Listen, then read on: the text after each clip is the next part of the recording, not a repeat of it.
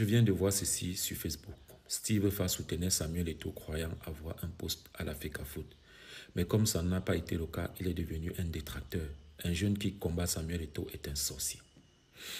C'est pas parce que je ne parle pas depuis que je n'ai rien à dire. Alors, chers aiguisiens, asseyez-vous. Je vais vous expliquer le problème que j'ai avec votre pasteur. Et vous allez donner vos avis à la fin. Tout le monde sait que je suis le premier fan de Samuel Eto'o en tant que légende du football. Je suis allé jusqu'à chanter pour lui à l'époque, vous le savez. Mais où est le problème actuellement? Je vous le dis alors. En plus de m'avoir humilié, Samuel Eto'o a créé en moi une frustration que personne au monde ne pourrait pardonner. Je ne soutiens pas les hommes, mais les idées. C'est pendant qu'on tourne la vidéo de la canne sucrée que je rencontre Samuel Eto'o. Je suis directement fasciné par son humilité. Il me parle de son projet pour la FECAFOOT et pendant qu'on est dans la voiture, un jour à Douala, un matin, il me montre les immeubles qui lui appartiennent. Et je me dis, si ce monsieur dit vrai, il pourrait faire l'affaire à la FECAFOOT parce qu'on en a marre des gens qui viennent remplir leurs poches à la FECAFOOT pendant que les résultats sont de plus en plus médiocres. Je lui promets donc un soutien total et gratuit afin qu'il remporte cette candidature à la tête de la FECAFOOT. Alors, en collaboration avec son assistante, j'ai choisi parmi mon personnel de Tara Plus une dizaine de personnes payées de mes poches pour travailler sur sa campagne, la campagne de mon grand frère. J'ai baptisé cette opération Samuel Eto'o Hoha.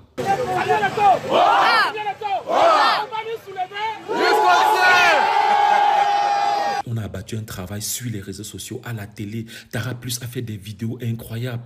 On a mobilisé des milliers de personnes. Bref, vous avez vécu, vous avez vu le travail. Le jour du dépôt de la candidature, Samuel Eto'o m'appelle, il me demande, est-ce que je peux t'envoyer de l'argent pour acheter au moins les beignets? Les beignets, c'est ce qu'il a dit. Pour tes gars. J'ai refusé. Parce que c'était un plaisir pour moi de dépenser mon argent pour que l'enfant prodige s'installe à la FECAFOOT. Parce qu'il nous avait promis tous de changer radicalement les choses. Et c'est ce qu'on voulait, au fond. C'est ce qu'on voulait. Le jour de la victoire, il s'est levé pour m'embrasser et c'était ma plus grande récompense. Jusque-là, vous remarquez que je n'ai rien demandé à Samuel. Et il ne m'a rien promis. Donc tranquille, je continue mes activités. Les problèmes commencent le 25 décembre 2001. C'est lui qui m'écrit.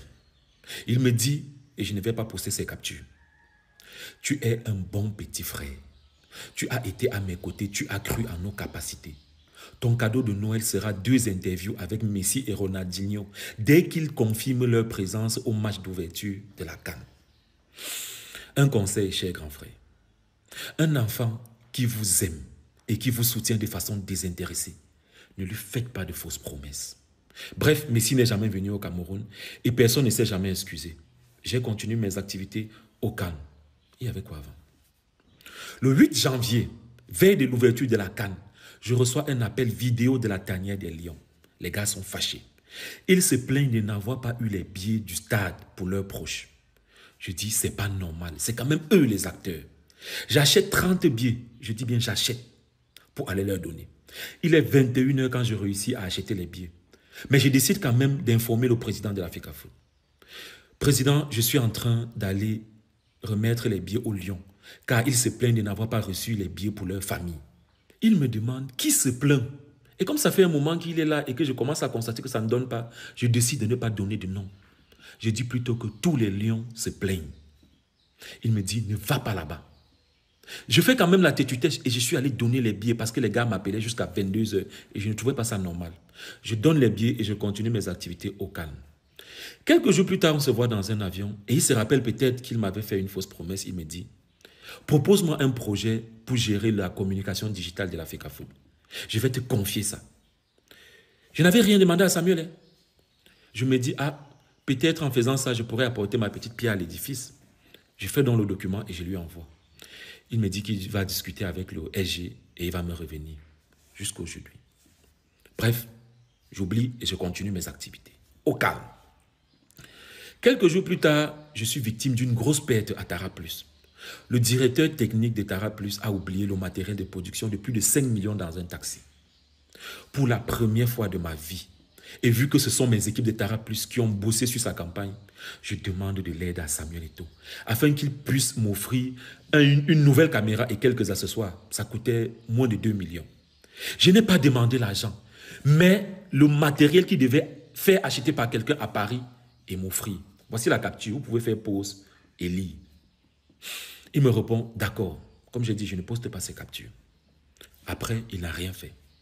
Comme d'habitude, je dis, ah, il n'est pas obligé d'être reconnaissant. En plus, il ne me doit rien. J'ai donc continué mes activités au calme. Le 15 août 2022, je le rencontre encore dans un avion qui m'amène en Côte d'Ivoire. Je lui dis, président, c'est comment pour la Coupe du Monde? J'ai vu, tu as reçu les influenceurs au Famous. Il me dit, mon petit, toi, tu es un VIP. Je vais t'amener au Qatar en VIP.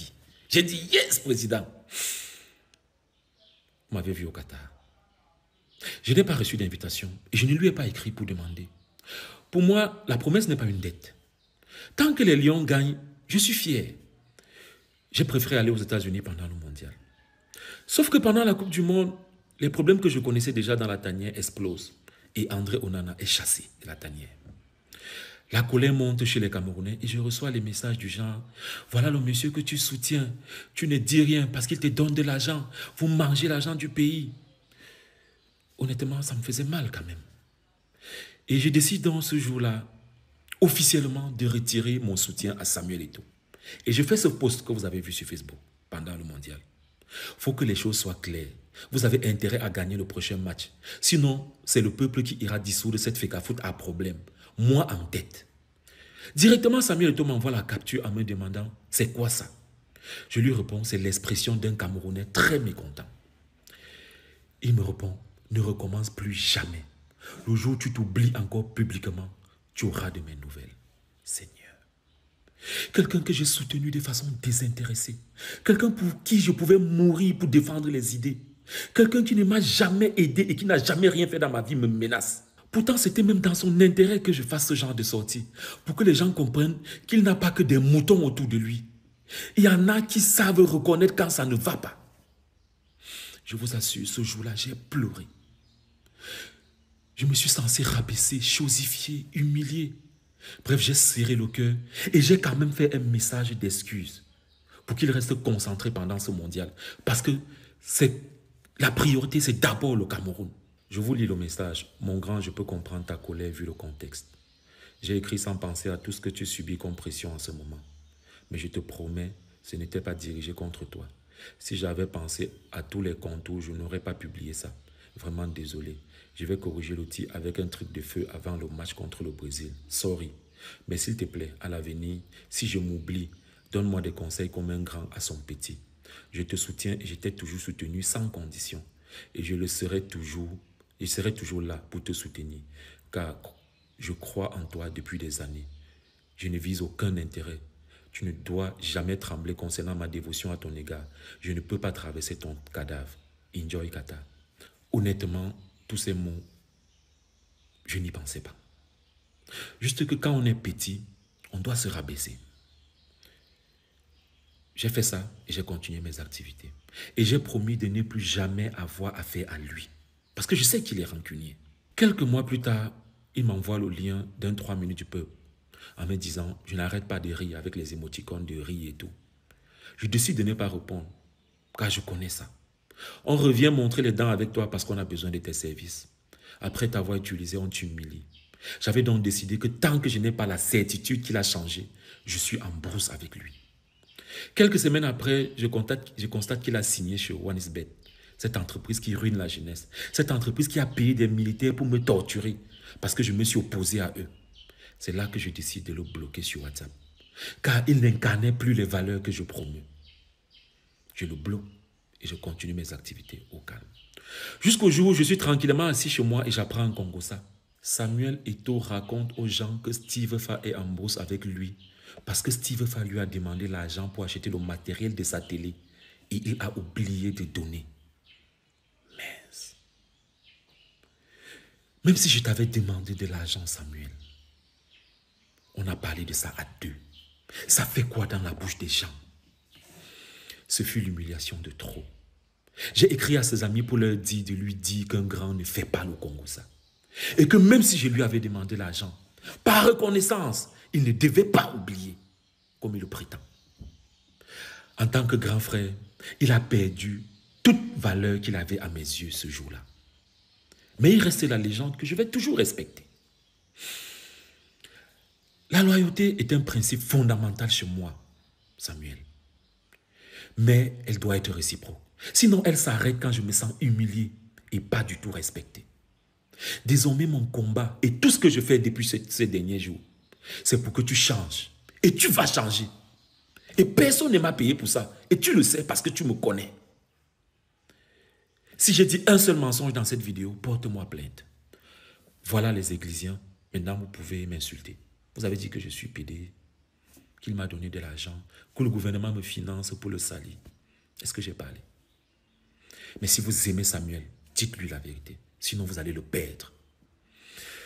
Le temps est le véritable tribunal de l'histoire. Un jour, tout se saura.